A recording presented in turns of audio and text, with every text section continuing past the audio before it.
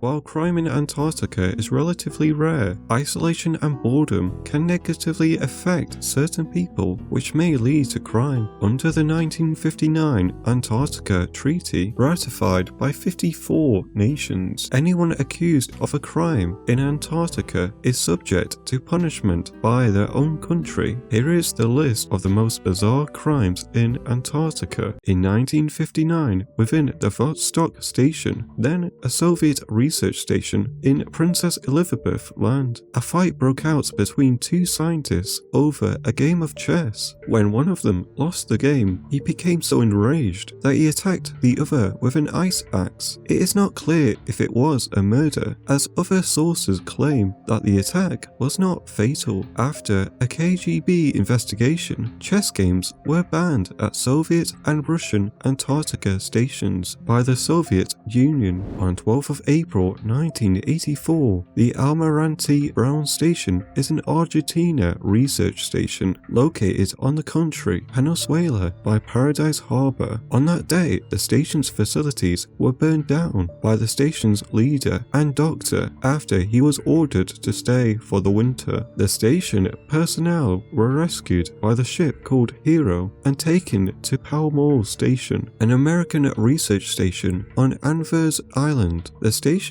are about 58 kilometers apart by air. On 9th of October of 1996, at MacLeod Station, a fight occurred between two workers in the kitchen. One worker attacks the other with a hammer. Another cook tried to break up the fight and was also injured. The two victims were Tony Bayer and Joe Sturmer. Both of them required stitches. FBI agents from the United States were sent to MacLeod Station to investigate and make an arrest. The suspect, who has not been named, was flown to Honolulu, located in Hawaii, where he faced charges of 4 accounts of assault with a dangerous weapon. He pleaded not guilty. All information on this case has not been publicly released. On the 11th of May of the year 2000, at the Amundsen-Scott South Pole Station, an American research station located at the South Pole, Australian astrophysicist Rodney Marks was extremely ill and had symptoms of a fever, stomach pains, and nausea, and a day later on the 12th he died. It was believed at the time that Marks died of natural causes, and for 6 months they were unable to transport his body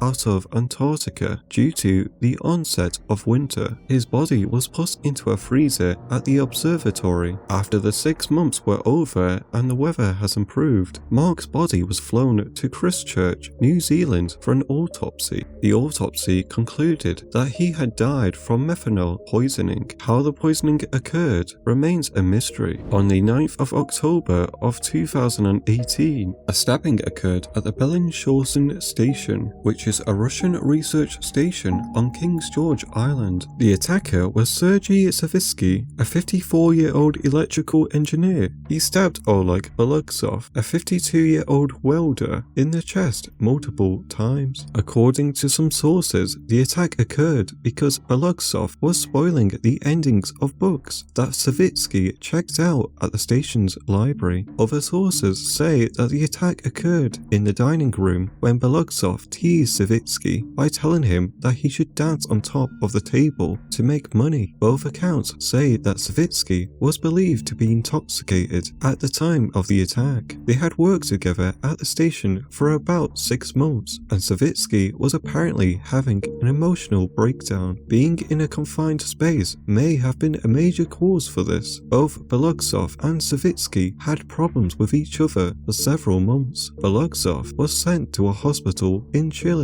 while Savitsky surrendered to the manager of the station, and 11 days later was placed on a flight back to Russia, where he was placed on house arrest until the 8th of December. On the 8th of February 2019, Savitsky was at a preliminary hearing at the Vasilo-Trov District Court of St. Petersburg. Savitsky pleaded guilty of his attempted murder and was remorseful and was willing to accept a criminal punishment rather than rehabilitation confrontation, Bellingshausen was forgiving of Savitsky and proposed of dropping the case. The public prosecutor was supportive of Bellingshausen's proposal and noted that Savitsky was remorseful and had no prior criminal record. Judge Anatoly Kovin decided to drop the case.